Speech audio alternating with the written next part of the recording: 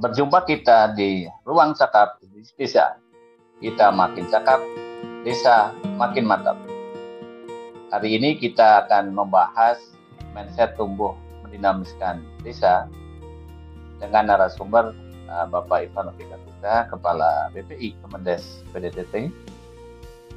Sebelum pemberian materi oleh beliau, kami seluruh tim Ruang Cakap Desa mengucapkan salam sehat dan salam berjumpa kembali untuk seluruh para kerabat desa yang hadir baik di YouTube ataupun di Zoom meeting pada pagi hari ini dan dapat diikuti pada channel BPI Kemendes dan Desa SIP.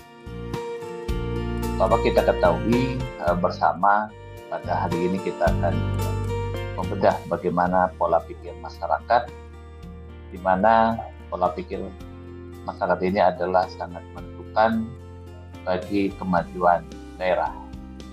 Dan khususnya kita lebih lingkup kecil lagi, yaitu pada skala desa. Karena kita bersama-sama bahwa di desa itu banyak sekali faktor-faktor yang berpengaruh dalam bagaimana sebuah desa itu dalam proses menuju kepada kemajuan kemandirian desa. Seperti halnya kita ketahui, sekarang ini pembahasan adalah melanjutkan apa yang kemarin disampaikan di neuroplastisitas. Itu mengajukan ada dua, kalau sebenarnya simpulkan yaitu terhadap perilaku dan masyarakat desa itu akan menemukan atau berhadapan dengan sebuah sains atau teknologi, sehingga keduanya akan menyatu sehingga akan mewujudkan sebuah potret daripada desa. Nanti frame-nya sebetulnya desa ini kemajuan dalam kemandiriannya seperti apa sih dalam tumbuh menuju kepada kemandirian desa. Selain itu ada beberapa hal yang nanti akan disampaikan oleh beliau Pak Ivan. Tapi sebelum kepada beliau Pak Ivan, mungkin ada beberapa kerabat desa yang dapat memberikan sebuah pendapat ataupun penyikapan terhadap bagaimana pola pikir masyarakat dalam mendinamiskan desa. Di sini ada beberapa yang hadir. Saya ucapkan selamat pagi, selamat dan berjumpa kembali Bang Sahban Asam yang biasa kita ketemu di setiap hari Senin. Ada Pak Itong yang kemarin, terima kasih itu sudah bagi stimulan bagi kita dan bisa, sehingga hal-hal yang kami disampaikan kemarin akan memberikan sebuah perubahan perilaku. Dan juga di hari Kamis kita ucapkan selamat datang Kang Heru dan Pak Tias. Dan hari ini alhamdulillah Pak Ivan sudah hadir. Assalamualaikum Gus Ivan. Assalamualaikum Kang Iman. Waalaikumsalam. Mohon maaf ini sedikit telat masuk. Ya. Gimana Kang? Pada pagi hari ini kami semua menunggu apa yang akan disampaikan oleh Gus Ivan, katanya dengan mindset tumbuh mendinamiskan desa. Karena kami sebagai tenaga pendidikan profesional di desa itu begitu banyak dinamika yang harus kita hadapi, dan tentunya itu adalah butuh kepiawaian bagaimana kita mewujudkan apalagi kita punya PR bersama-sama, yaitu mewujudkan adanya pembangunan berkelanjutan, dan tentunya tidak hanya pada berpatokan sebuah teoritis paparan, tapi ini bicara ke sebuah analog, sehingga apa yang menjadi kekuatan di desa itu akan menjadi titik puncaknya itu pada keberhasilan desa menuju kepada kemandirian desa. Dan untuk hal itu saya mohon Pak Ivan kiranya memberikan sebuah materi hari ini yang biar kami di bawah itu bisa tuntas, ternyata arahnya ke sini gitu. Begitu Pak, Pak Ivan. Semoga hari ini kita mendapatkan hal yang terbaik bagi kita memuliakan desa. Saya persilakan Pak Ivan. Terima kasih Kang Iman.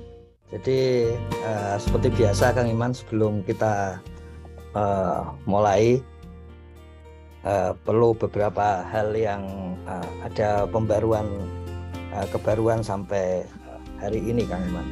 Jadi yang pertama kemarin sudah ada dari BPSDM yang melaporkan, memang diminta oleh Gus Halim untuk melaporkan kondisi terakhir dari input APBDes ya, di dalam Monef dana desa. Jadi memang yang harus segera dijalankan itu adalah input APBDes. Sebetulnya hitungannya Pak Menteri sederhana. Sebetulnya sekali input itu berapa jam? Di dalam Monef DD sudah disebutkan oleh Mas Ibnu bahwa sekali input itu maksimal 3 jam.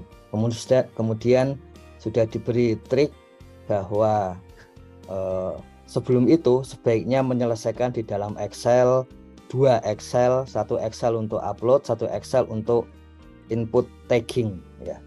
Kemudian dengan demikian maka 3 jam bisa cukup untuk mengisi. Kalau enggak pasti enggak cukup. Dan sebagian yang disampaikan ke ke pusat itu, wah tidak cukup itu waktunya, tiba-tiba nutup. Ya kan sudah diberitahu gitu kan. Jadi dan sudah diberitahu triknya juga. Kemudian ada yang menyampaikan terlalu lama dan sebagainya ya. Perhitungannya kalau inputnya 3 jam, kemudian sisa yang lain itu digunakan untuk mengisinya, mengetik dan mengisinya, mungkin 1 atau 2 hari itu selesai untuk satu desa. Kalau PLD atau PD itu 4 hari, maka paling tidak ada 4 hari atau sampai 8 hari. Dan itu bisa dilakukan misalnya di sela-sela waktu ketika tidak ke desa gitu, misalnya pas hari Sabtu atau hari Minggu, karena tetap dianggap kerja untuk PLD dan PD. Jadi nah hal-hal mencari strategi seperti itulah salah satu ciri mindset tumbuh. Kalau kita lihat pada pagi hari ini itu tercapai 38%.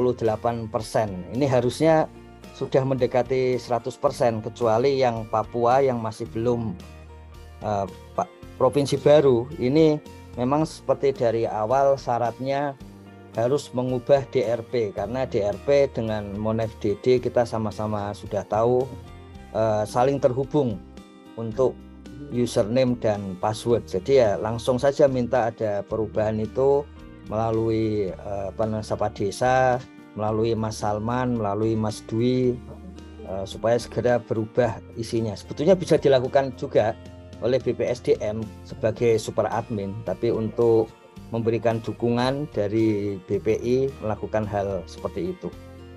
Kalau kita lihat juga untuk yang kecil-kecil, yang desanya sedikit seperti Bali, ini sudah 100%. Kemudian untuk Kepri, Bangka Belitung ya, itu juga sudah 100%. Jadi sebetulnya angka 300 ini kan angka yang bisa besar untuk satu kabupaten di Jawa ya, tapi artinya satu kabupaten bisa sudah selesai harusnya begitu. Nah kalau itu dilakukan bersama-sama tentu akan lebih cepat. Memang kemudian yang berikutnya muncul itu adalah mentornya harus segera mencek sama, tidak hanya PLD dan PD saja yang tiap hari harus melihat Monef DD, mentornya juga harus setiap hari melihat Monef DD. Kalau enggak ya tidak akan jalan. Sama seperti hal itu, pagi ini itu kami mendapatkan WA dari seorang PD yang menyampaikan bahwa aplikasinya minta dibetulkan karena menurut mentornya itu jam kerja saya kurang gitu. Ya sebetulnya kalau aplikasi itu kan hal yang pasti, itu hal-hal yang membuatnya saja cuman pakai dua huruf, dua angka itu 1 dan 0 gitu. Jadi kalau tidak benar ya salah gitu kan, tinggal dilihat begitu. Nah, makanya kami usulkan kepada semua tenaga pendamping profesional. Oh, suaranya putus-putus ya. Sebentar saya pindah kalau begitu.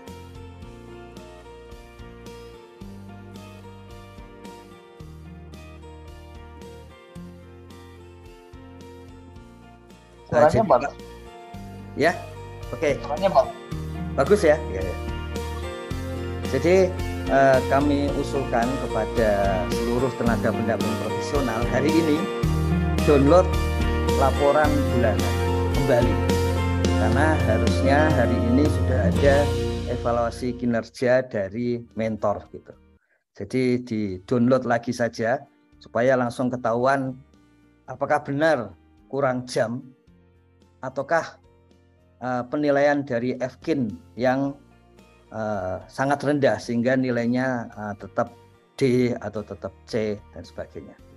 Jadi perlu dilihat itu.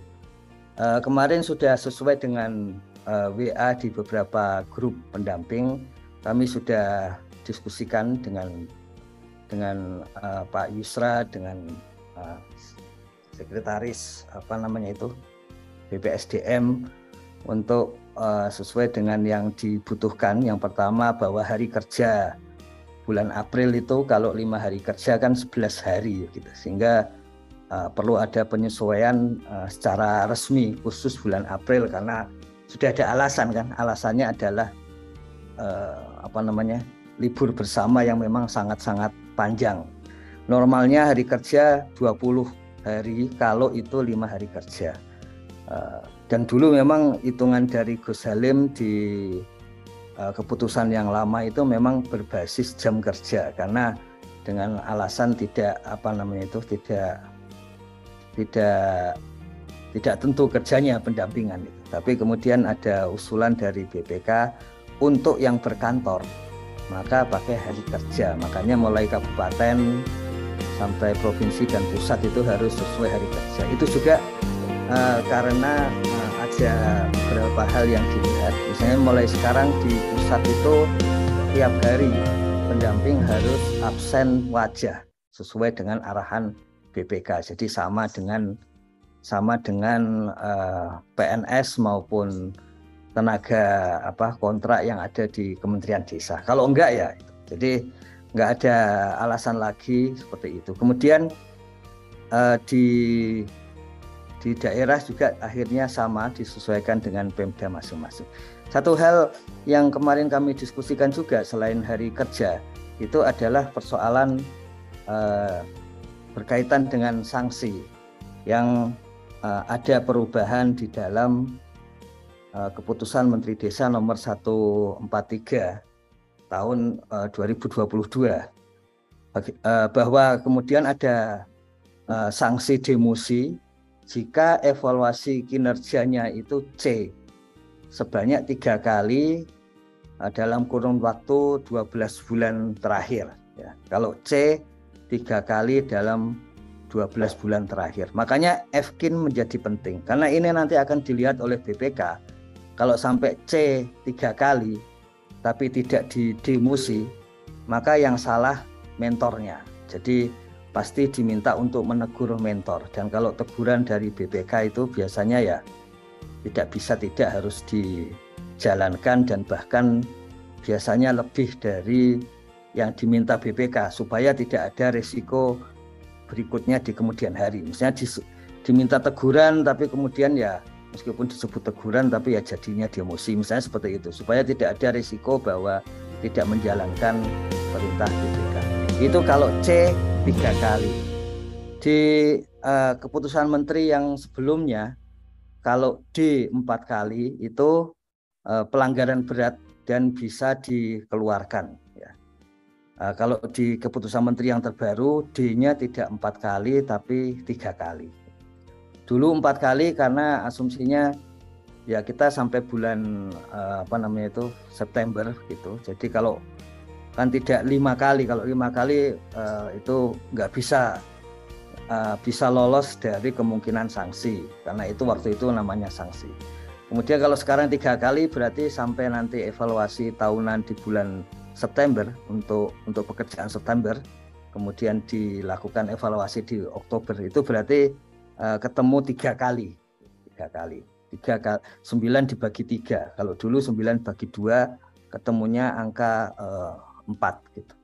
Nah ini, jadi karena sudah disebut evaluasi kinerja D sebanyak 4 kali ya, maka kemudian ini menjadi penting evaluasi kerja bulanan. Makanya jangan sungkan untuk download kembali laporan bulanan, karena harusnya sudah lengkap kalau sudah lebih dari tanggal 4 gitu.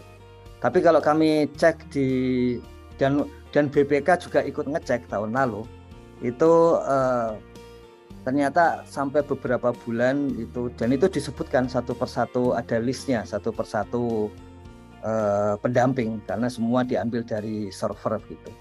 Satu persatu pendamping yang tidak di FKIN itu siapa, kemudian sudah berapa bulan, mentornya siapa yang tidak FKIN sudah berapa bulan. Jadi sudah ketahuan semua. Memang gunanya kita menggunakan teknologi informasi memang untuk itu.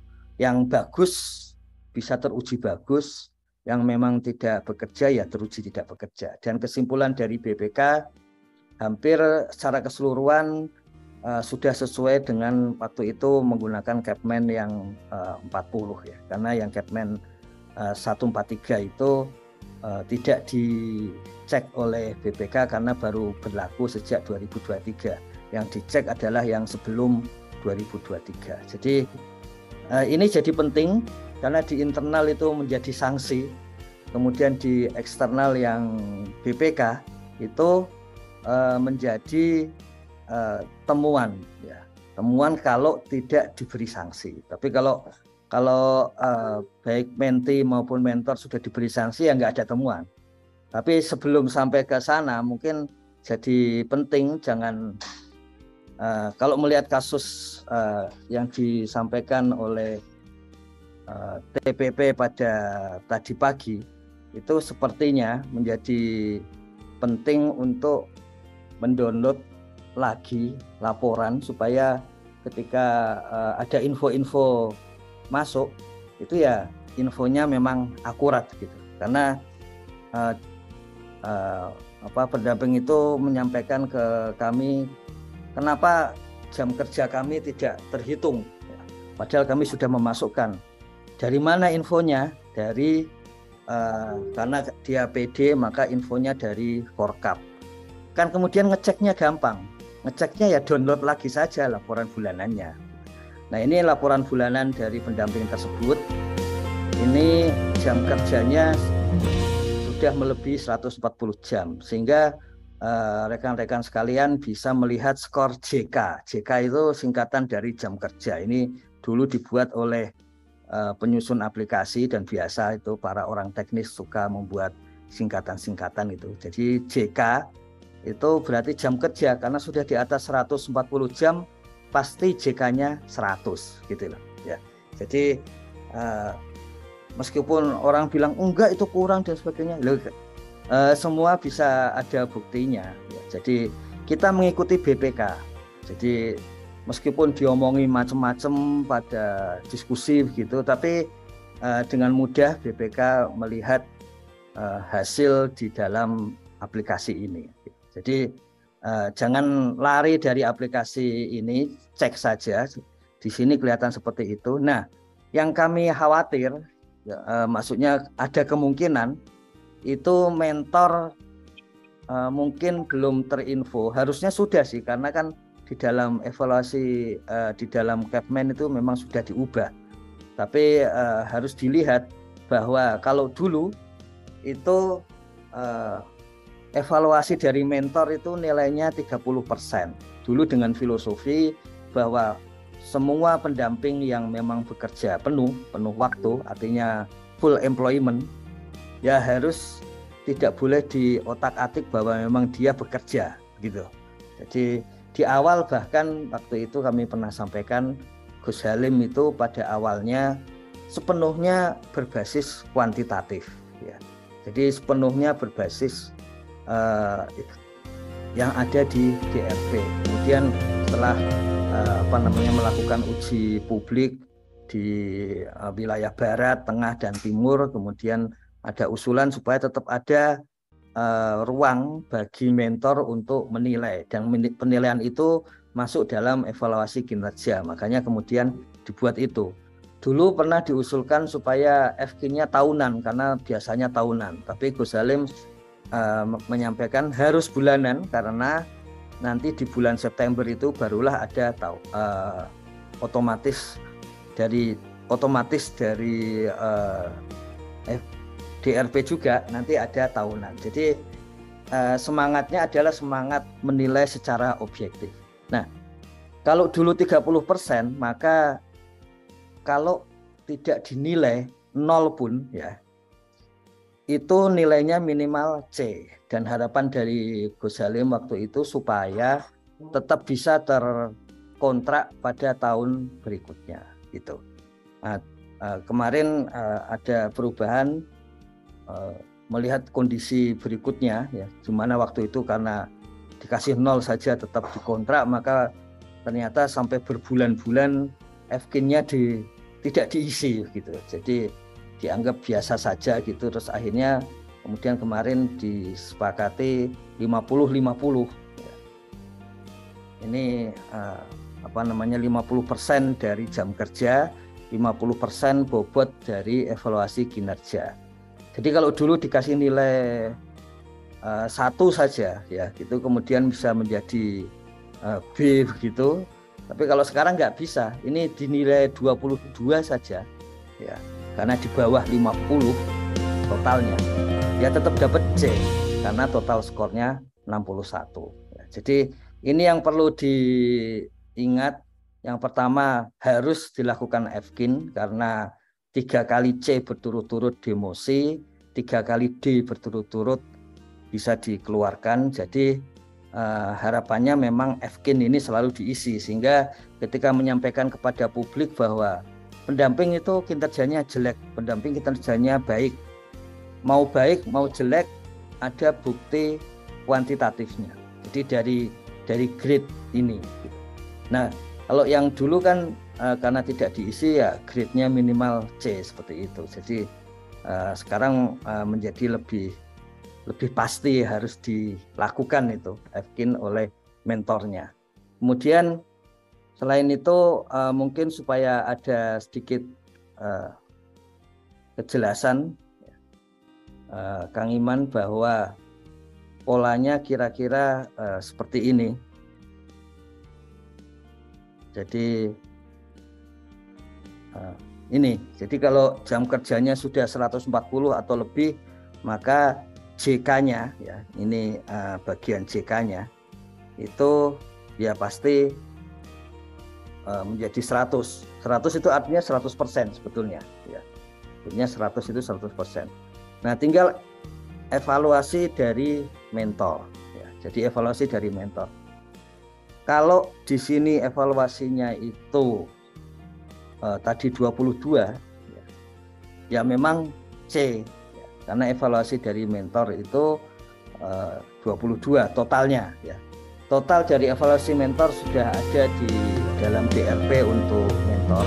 Nah, kita tahu ini nilainya, nilai A, B, C-nya sesuai dengan Capman 143. Kalau A di atas 86, kalau B 71 sampai di bawah 86, kalau C 56 sampai di bawah 71, kemudian kalau D 0 sampai di bawah 56 gitu ya. Jadi ABCD-nya seperti itu.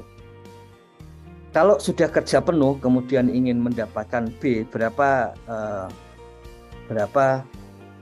nilai yang diharuskan. Jadi kalau melihat ini kita coba-coba saja. Harus nilainya minimal 42.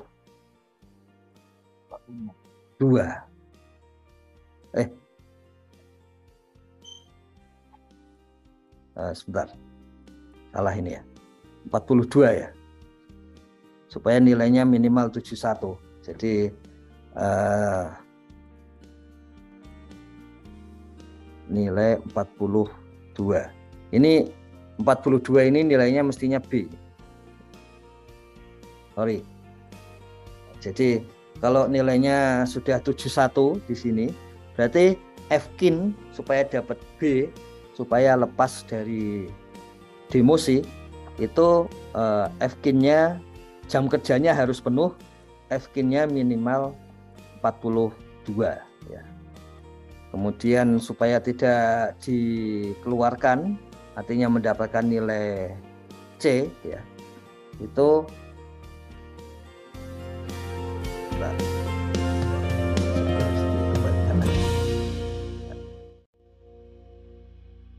supaya mendapatkan minimal nilai C berarti 57 masih bisa, 56. Nah, berarti Fk-nya minimal 12. Kalau Fk-nya 12 sudah bekerja penuh, maka mendapatkan nilai C. Dan C itu kalau 3 kali berturut-turut ya boleh dikatakan cuma demosi, tapi tidak akan dikeluarkan. Sementara untuk mendapatkan nilai B, maka Fk-nya minimal 42, sehingga di sini bisa dapat 71, itu nilai minimal dari B. Sehingga tidak akan demosi dan tidak akan dikeluarkan. Nah, ini bagian dari hal baru, jadi 2 yang harus dilakukan mentor. Pertama, harus menilai bulanan ya. Dan yang kedua, menyadari bahwa tidak lagi 70-30 tetapi 50-50. Dan kami sarankan hari ini download lagi laporan, kan itu bisa di-download kapan saja. Download lagi laporan bulanan untuk bulan Maret gitu. Sehingga kenyataan-kenyataan yang ada itu bisa muncul gitu, tidak usah hal-hal yang berbeda-beda gitu. Karena semuanya yang namanya sistem informasi sudah saklek ya. Kalau iya kalau enggak gitu. Jadi supaya menjadi lebih mudah gitu. Itu yang pertama, Kang Iman. Jadi yang kedua, besok pagi ini ada penjelasan tentang IDM. Saya kira saya pasti itu tidak sesuai dengan pengalaman, tidak bisa langsung cuma 1 jam. Makanya di dalam penjelasan mengenai input APBDes di dalam MonFDD itu dilakukan berkali-kali, karena pengalaman dari tahun-tahun sebelumnya nggak bisa kalau cuma 1 jam ya.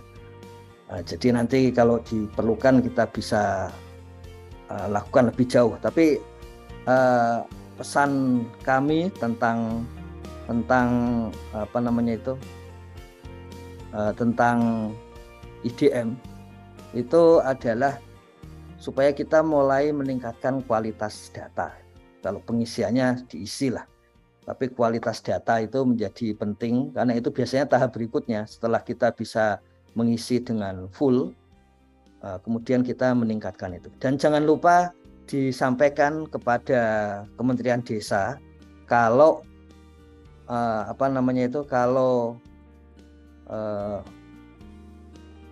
kalau Pemdanya tidak mengokekan terus-menerus, disampaikan. Misalnya kemarin itu kan hampir tiap tahun satu kabupaten di Jawa Barat itu hampir selalu tidak mengklik oke Pemdanya, baru di akhir tahun. Padahal kan kebutuhannya adalah pertengahan tahun.